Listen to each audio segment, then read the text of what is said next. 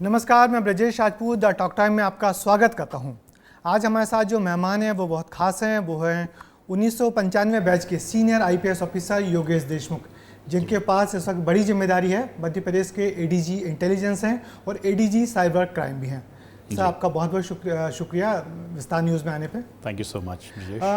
हम देखा है कि आप एडीजी इंटेलिजेंस हैं, बड़ी हाई प्रोफाइल पोस्ट होती है, जो रोज़ सीएम से मिलते हैं, अपनी प्रदेश भर की खबरें आपके पास होती हैं। इसको गुप्त वार्ता भी कहते हैं हिंदी में जी। तो सर, एक गुप्त वार्ता क्या है? ब्रजेश जी, बहुत ही कठिन प्रश्न आपने पूछ लिया सबसे पहले ही। देखिए, बहुत सी एक्टिविटीज़ ऐसी होती हैं प्रदेश में या सेंटर में जो चलती रहती हैं, और एक ऐसे एजेंसी की आवश्यकता होती है किसी भी राज्य को, जो वहाँ पे होने वाली तमाम चीज़ों के ऊपर एक ब्रॉड नज़र रखे, और विशेषकर उन पर नज़र रखे जहाँ पे गैरकानूनी कार्रवाइयाँ हो रही हैं, या गैरकानूनी कार्य पे जो लिप्त व्यक्ति हैं उनके द्वारा कोई एक्टिविटीज़ हो रही हों, या ऐसे कार्य हो रहे हों जो लीगली नहीं होने चाहिए, इलीगली नहीं होने चाहिए, उन सब पे नज़र रखना। उसके अलावा बहुत से हमारे यहाँ पे जो एंटी टेरर ऑपरेशंस हों या एंटी इंसर्जी ऑपरेशंस हों, उन सब के ऊपर नज़र रखना, उन लोगों पे नज़र रखना, और जहाँ जहाँ आवश्यकता हो अपने जितने भी विभाग हों शासन से संबंधित, उनको इनपुट्स भी देना। तो ये सब जनरल एक ब्रॉड रूप में एक काम होता है। जी सर, हमारे इसी स्टूडियो में कुछ दिनों पहले ऋषि कुमार शुक्ला जी आए थे, जो लंबे समय तक एडीजी इंट रहे थे।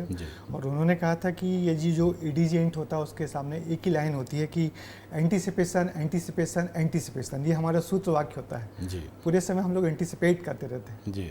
तो यानी कि आपका काम भी हम पत्रकारों टाइप होता है कि खबरों पर नज़र रखना। देखिए, हाँ, नेचुरली फुल टाइम आप यू आर गैदरिंग इन्फॉर्मेशन, आप सूचना एकत्रित करते रहते हैं, उसका एनालाइज करते रहते हैं, फिर उसका रेलेवेंस आप समझते रहते हैं।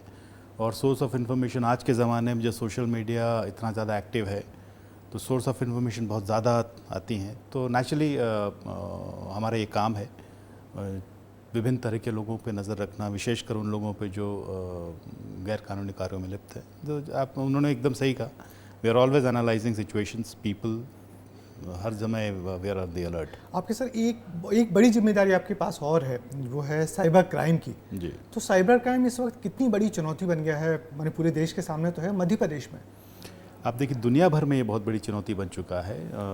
स्टडी के मुताबिक trillions and trillions of dollars का नुकसान साइबर क्राइम हर वर्ष हो रहा है।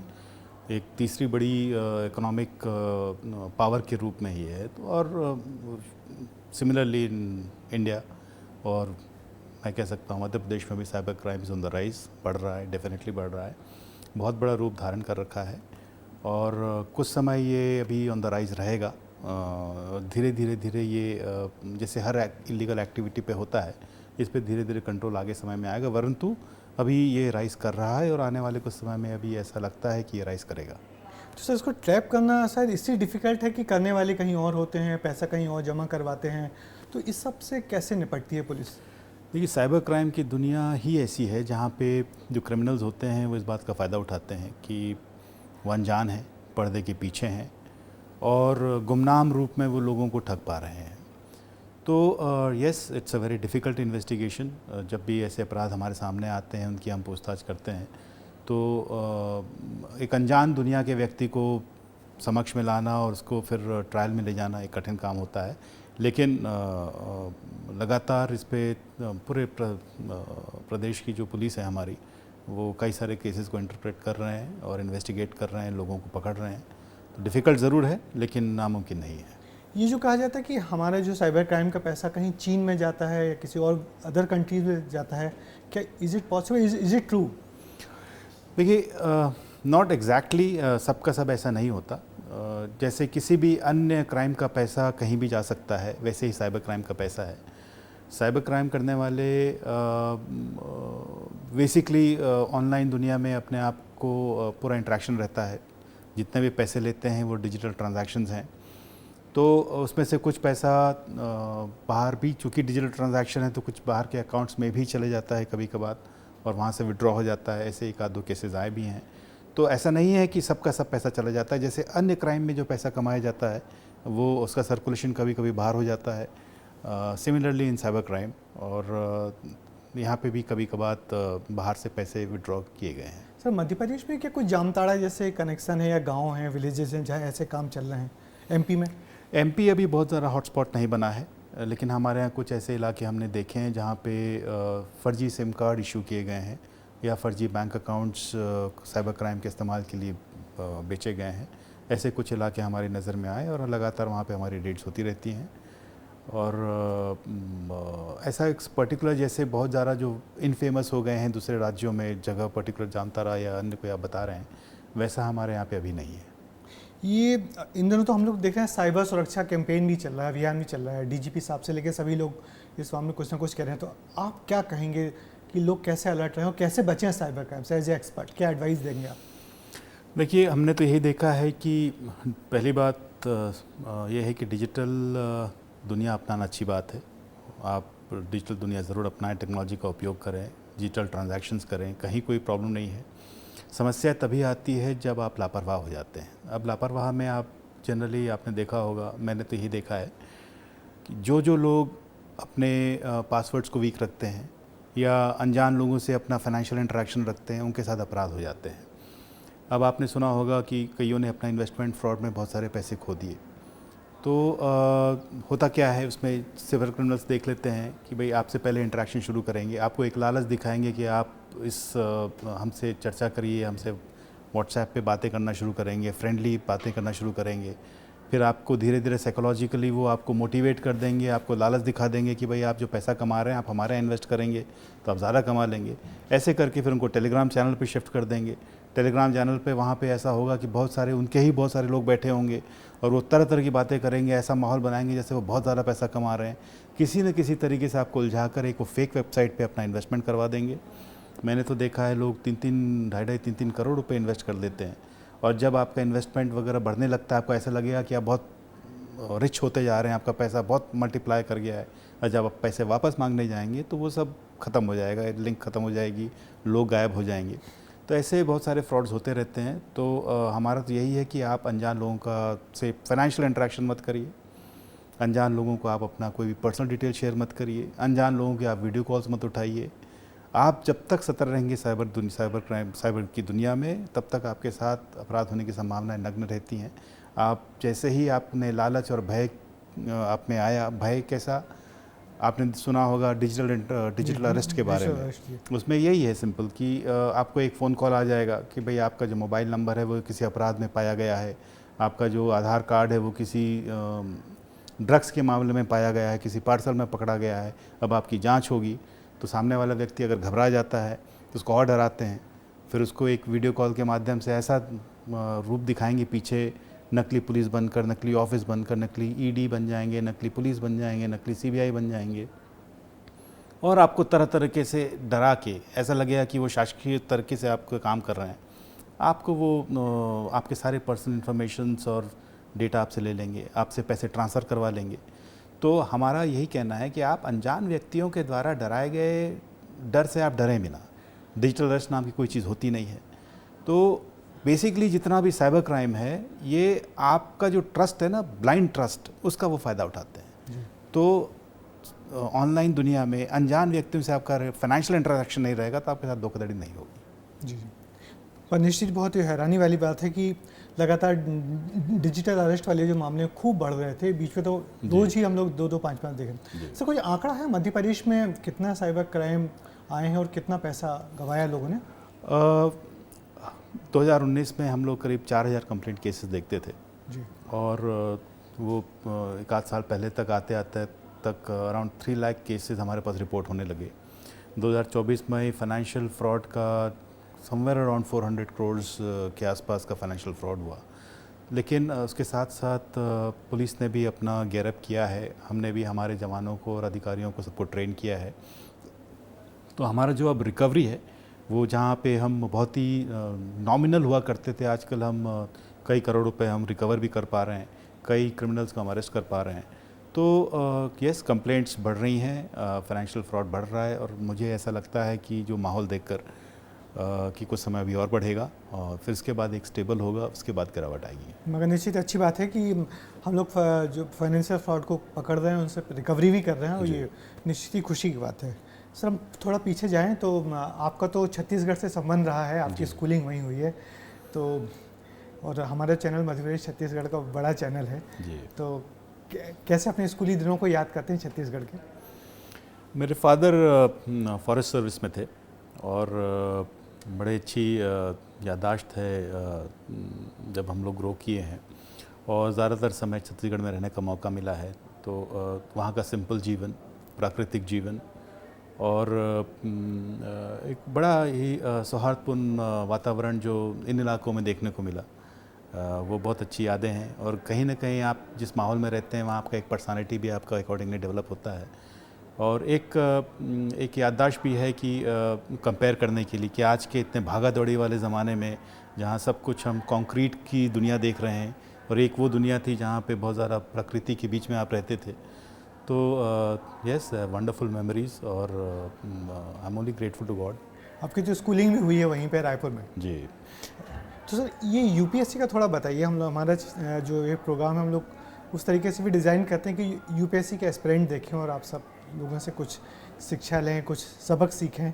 तो यूपीएससी क्रैक करने में क्या ताकत होनी चाहिए, किस तरीके से फोकस होना चाहिए?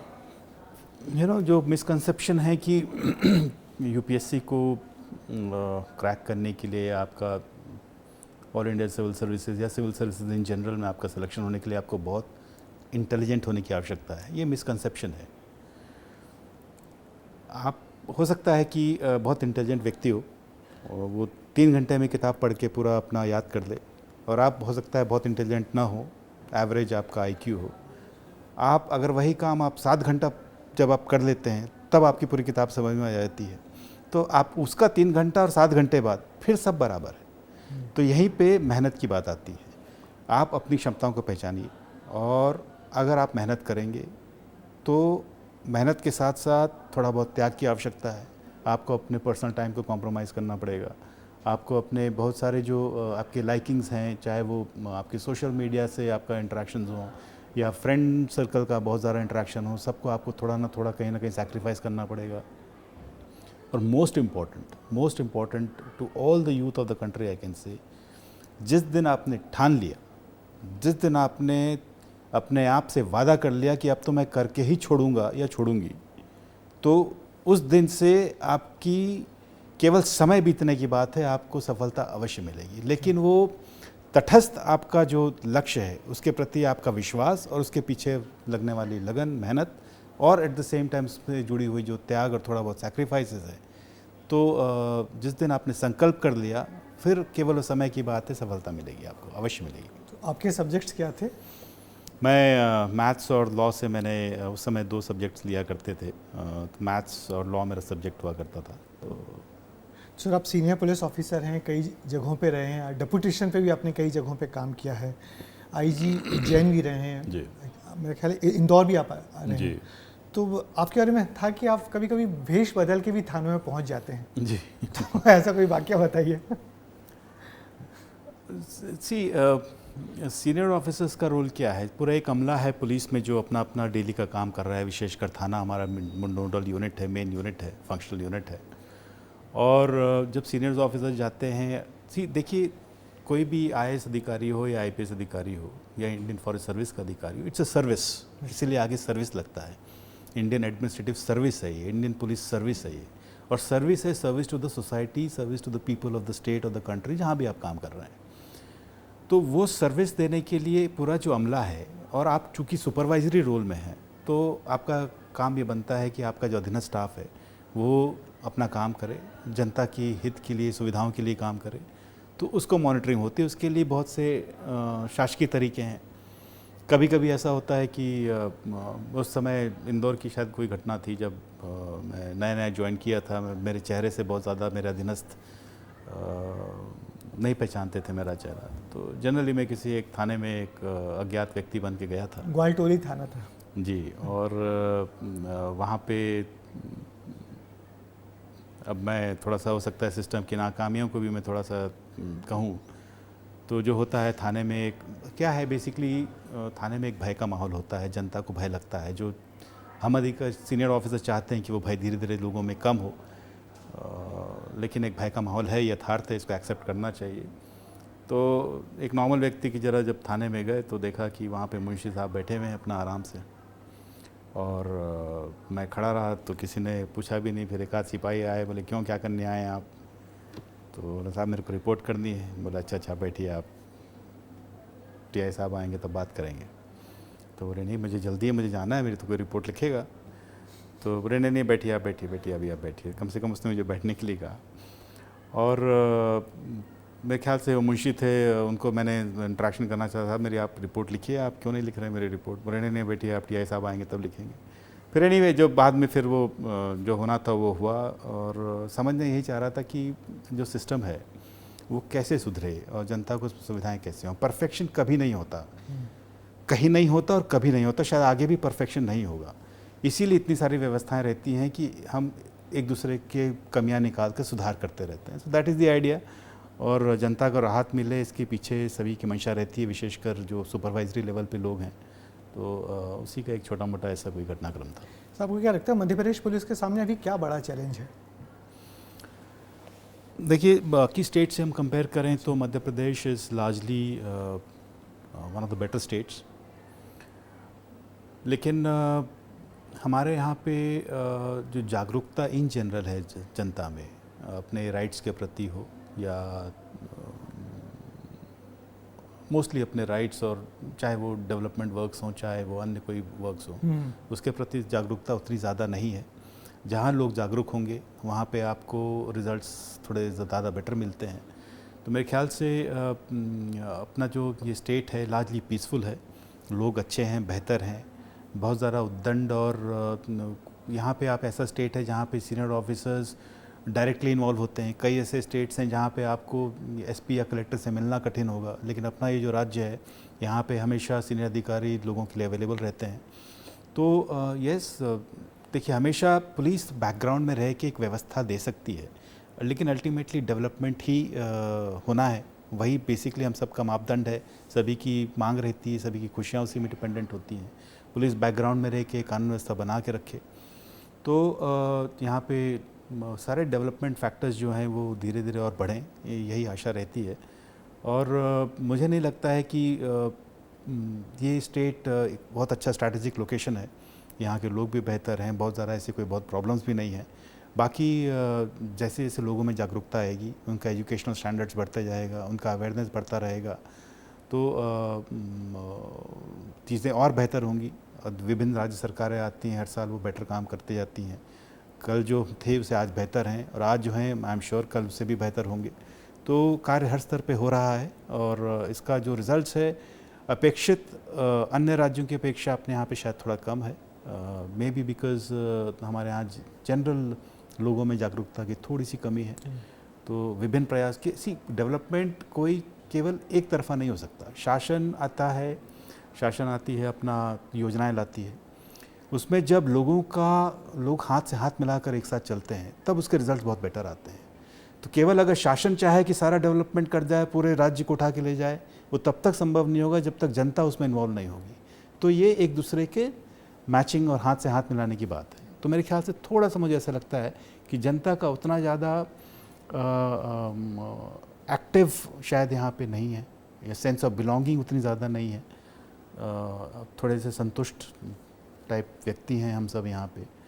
और लेकिन आई एम श्योर जितना प्रयास शासन कर रही है इसमें आने वाले समय में और बेटर होता जाएगा। इससे जो टेक्नोलॉजी आई है हर तरीके की, तो वो क्राइम को ज़्यादा कॉम्प्लिकेटेड कर दिया है, जिससे पुलिस को क्राइम को डिटेक्ट करना डिफ़िकल्ट हो रहा है।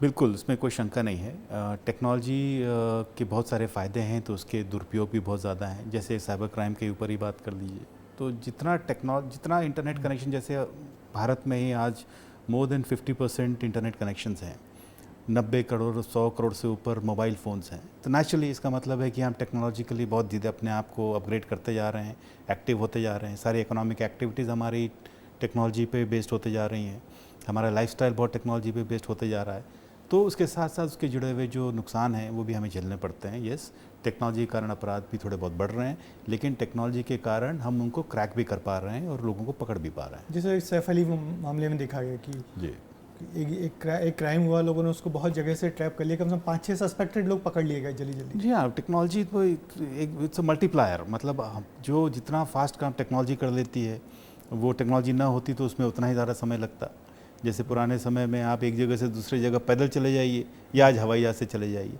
तो टेक्नोलॉजी अब क्या है, अब इतनी जगह कैमराज लगे हुए हैं, इतना सारा डेटा है आपका, आप मोबाइल फ़ोन्स यूज़ कर रहे हो, चाहे इंटरनेट यूज़ कर रहे हो, सब इंटरकनेक्टेड दुनिया है। तो आपकी इन्फॉर्मेशन और उसको बहुत फास्ट हो जाता है और उसका एनालिसिस बहुत फास्ट हो जाता है, इसीलिए लोगों को आइडेंटिफाई करके पकड़ना भी फास्ट हो जाता है। मगर कई मामले ऐसे अनसुलझे भी रह जाते हैं, जैसे ये सौरभ सरोवर वाला मामला आया था कि मुश्किल से पकड़ में आया, फिर आया तो कौन है पैसों का मालिक ये भी पकड़ में नहीं आया।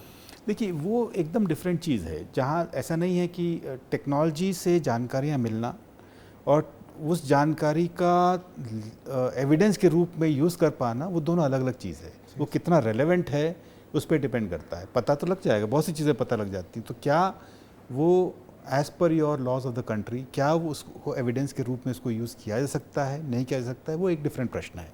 कई बार नहीं भी किया जा सकता है। किसी का लोकेशन वहाँ पे कहीं पे है, इसका मतलब ये नहीं कि उसने क्राइम कर दिया है। जी जी। उसने क्राइम किया, उसको आपको उसे जो एविडेंस से जोड़ना पड़ेगा। तो ये सब बातें रहती हैं। तो ऐसा नहीं है कि सारी एजेंसियाँ इस टेक्नोलॉजी का उपयोग कर रही हैं, और जहाँ जहाँ आवश्यक पड़ता है वहाँ पे एविडेंस में अगर आ सकता है तो एविडेंस में लेकर उनके खिलाफ कार्रवाई भी होती है। तो सर, खाली वक्त तो आपको कभी मिलता होगा, मगर जो मिलता है तो उसमें क्या करते हैं?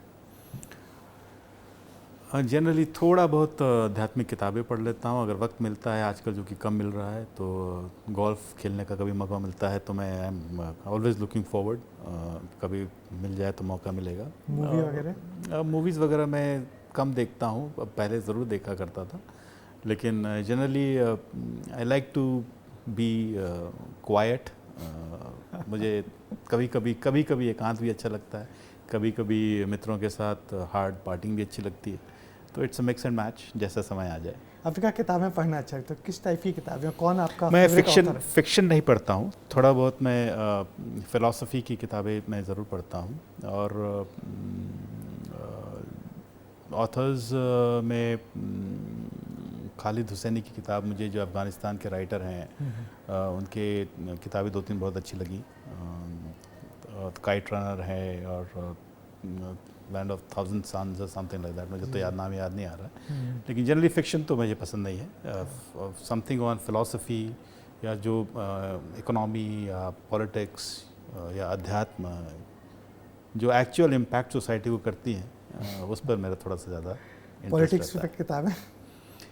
पॉलिटिक्स की किताबें इन जनरल है, मतलब जैसे आप समझिए फ्रीडम स्ट्रगल के बाद ही आज इंडिया जहाँ पे है, तो इस दौरान सब ने क्या क्या किया है। और हम जो बहुत ज़्यादा एक को अच्छा दूसरे को बुरा, ये जो मैं इस पे बहुत ज़्यादा विश्वास नहीं करता हूँ।